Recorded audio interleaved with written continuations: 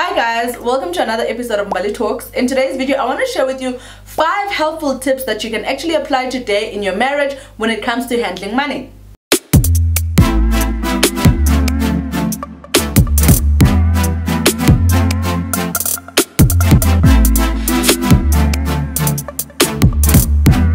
If you're new to our channel, you just found one of the best channels on YouTube right now, so please do join our community by hitting that subscribe button below. And if you've been with us since day one, thank you so very much for coming back. Please do remember to hit that like button and also to leave a comment in the comment section so that this video can keep showing up in the faces of those that could use this kind of information. So what inspires today's discussion is the fact that I wish somebody had had this conversation with me when I was first going into marriage, because I just feel like it would have avoided a lot of conflict and or headaches in the marriage. Not only that, I just feel like money is a sticky situation and a lot of couples shy away from it, especially at the beginning of a relationship and or a marriage, because you fear that you don't want to rattle the boat. But what you don't realize is that finances in marriage are the second highest reasons why couples end in divorce, and therefore I'm just here to share with you what I have also learned in my experience and or in the experiences of my friends, which are tips that I think you could find very useful with regards to your marriage.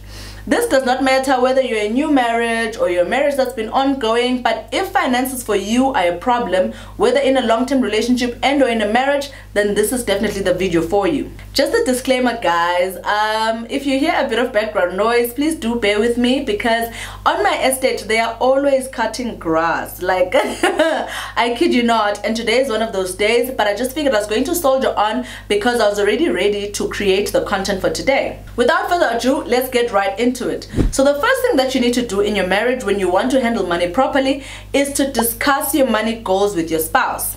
So remember that each of you are an individual before you actually get into marriage, and therefore that means before you were even considering getting married, you had your own dreams and your aspirations, especially when it comes to your money and or your career. And now that you're part of a team, it's very important for you as a team member to put down on paper what it is, the things that you had in mind with regards to your financial goals. This is something that I feel like couples should do annually, even if you're a couple that's already been married for a couple of years, because you find that there are a lot of glitches and sort of miscommunications when it comes to how and where and when to handle money with couples. And please remember guys, in order for the conversation to be a successful one, it is the responsibility of each partner to be as honest as possible with their spouse with regards to their finances. How much debt do you have? How much savings do you have? Do you even have savings in the first place? All these questions and the honest conversations that need to go on around them are what will avoid you and your partner from being in serious conflict when it comes to how you're going to handle money going forward. As part of having this discussion, you and your spouse need to decide which of your goals as an individual are no-go areas and or are flexibles. This means you're going to allow yourselves to decide what it is that as a team you want to tackle first with regards to your money goals, and the things that you're okay with maybe letting go in the interim to pick up later in life when your money is a bit more fluid. And again guys, being honest about your money goals is very, very important. I cannot overemphasize this. And if you find yourself with someone who feels like, oh my goodness, I don't plan, I don't really know what my money goals are, then please stay until the end of this episode for point number 5, because point number 5 is what's going to help you to handle that kind of situation with your partner going forward. The second thing that you need to do as a couple to avoid money problems in your marriage is to create team financial goals. Now that you and your partner have sat down to discuss your individual financial goals, it's time for you to come together, sit down as a team, and start curating financial goals that are going to work for both of you as a team. Someone might be sitting there and thinking, no, I'm going to be married out of community of property, so I'm not going to have these problems. Hey, trust me, you will, because like it or not, you are going to be living your life with someone, and whatever financial decisions they make, especially those that are big, are going to affect you whether you like it or not. Team financial goals involve questions about whether you guys want a house first, do you want a car first, do you want to have kids first, are you going to be able to have kids first and a house and cars. It's a whole discussion guys, and again I just feel like a lot of couples ignore these kinds of conversations because quite honestly they are just awkward and uncomfortable and can honestly lead to unnecessary arguments. However, I feel like if you watch this video and you take the points that I'm giving you, especially when you're at the beginning of a marriage or you're at the point in your marriage where you feel like you guys now want to change the system a bit. You've been together for so long, but there's something that's not working, especially financially, then these are the things that you're supposed to be applying in your marriage on a daily. I'm a firm believer that couples need annual strategies. Whether you guys go on holiday to discuss your goals and visions for the year as individuals, and then come back to sit down and decide that as a team, which of those goals are going to work best for us and how can we make them best happen with regards to our money. I'm an honest believer that couples need to create a culture of annual strategies for their families overall, and finances become a big part of that role, because you don't want to find a situation where you've gone off on a tangent to go and pay for something very big and your partner and or your family is now left stranded because of your financial decisions. While you're creating your team goals, I'd advise you to do two things. First of all, do remember that you were an individual before you were a team, and now you're a team and you need to start acting like it. Secondly, you must be willing to sacrifice some of your goals so that you can make space for team goals. And thirdly, okay, there's point number 3.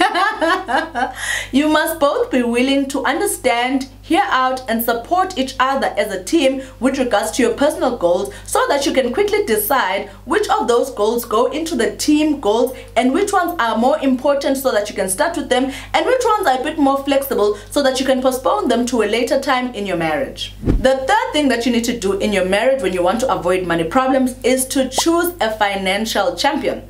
So a financial champion is one of the two of the spouses who you both know that is better at handling money, and then we decide to place that person sort of like a team captain and or a prefect over our money. This does not mean that the person then gets to be a boss or be a bully and control every financial decision. It just basically means that as a couple, we both understand what our strengths and weaknesses are, and therefore if one of us is stronger with budgeting or with strategizing and or with handling our finances, then that person kind of becomes the person we go to before any big financial decisions can be made. If as a couple you're both good at handling money, that is perfect, that is great. You guys are going to have minimal glitches in your marriage.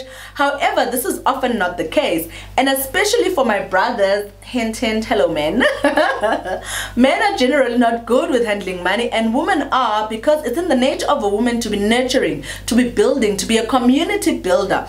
However, this does not exempt women from being people that are bad with financial decisions. So again, you guys as a team must decide that between the two of you, once you've established your goals as individuals, then established your goals as a team, now you must decide that who between the two of you is better equipped to handle the big money decisions and or deciding what we're going to do first with regards to our money, because you trust each other.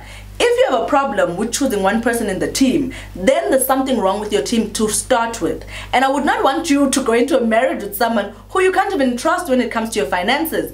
And I know unfortunately this is something that a lot of couples struggle with, which is quite honestly why I feel like these money conversations are conversations that you should be having with your spouse even before you guys get married. Hence this video that is up here, so that you avoid a lot of the glitches that actually come with being married. The fourth thing that I'd advise you to do so that you can avoid money problems in your marriage is to then do quarterly stock taking of your finances. This basically means as a team, you sit down every 3 months, the same way that companies do, because you're trying to check in on your financial situation. You sit down every 3 months and count stock of what was and what now is with regards to your financial goals. If you and your spouse know that you're good with money, maybe you guys can decide to come back to this conversation every 6 months. But it's just a conversation that I feel like you shouldn't wait until another 12 months has gone by before you can actually check in on your short-term financial goals to discover whether or not they are still in line with your long-term financial goals as a team. And I will reiterate to say that honesty is very important in these conversations, because without your personal partner coming clean and letting you know what the progress has been in the past 3 months, you will not have an idea of the actual situation of your finances. Then the next thing you know, you wake up one day, the house is not paid, the cars are not paid, the sheriff is waiting for you on the side of the road with your kids in the car, because you guys just don't have the conversations about money and how to handle money, guys. And if you guys sit down, say maybe every 6 months and or after 3 months to take stock, and you both realize that, oh my goodness, things are not looking good, we are so off track when it comes to our finances, and or one of you is not necessarily keeping to the goals of the team, then it's time for you guys to do point number 5.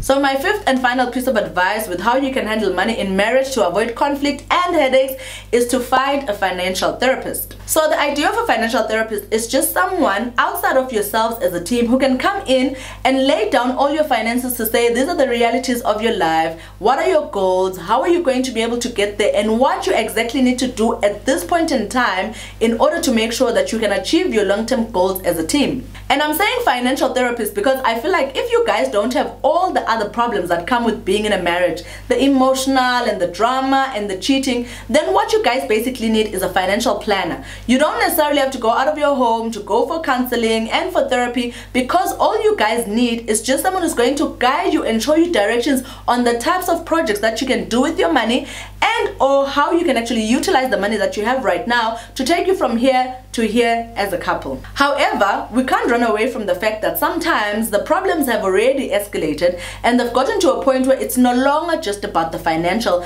but it's more about people's personal feelings and being hurt and the dramas that come with being married. Trust me, honey, you can never run away from those. But you can always try to mitigate them by getting yourself an actual therapist. It's unfortunate that a lot of our brothers don't necessarily believe in therapy, yet when you look at the statistics, men are the highest number of people that actually commit suicide every year as compared to women. And I just feel like it's because there's a lot of baggage and thought processes and problems that men are facing that they don't want to talk about.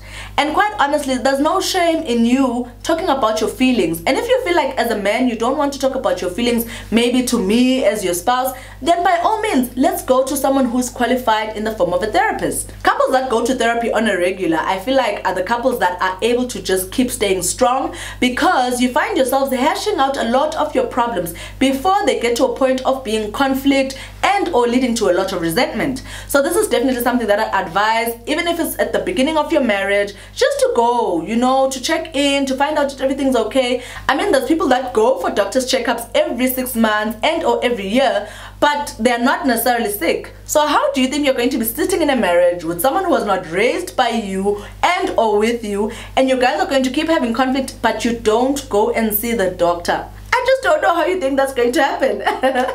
This is very important, especially when it comes to your finances, because again, we are trying to create an environment where you don't end up in the percentage of people that now have to go through divorces because of finances and money in their marriage. So I do hope that you have taken these points with you, and these are points that you're going to be able to apply whether you're in a new marriage and or whether you're in a marriage that has been going on for some years. With that said, I've come to the end of today's episode. I do hope that you guys have really enjoyed this information, and it's information that is actually related to you. Please do remember to hit the like button for the video, as well as leave me a comment in the comment section so that I can know which part of the video touched you the most. Also, you can join our community by hitting the subscribe button so that you never miss out on any of the content that goes on this channel here, Annie. Other than that, I'm going to see you guys in the next video. Cheers.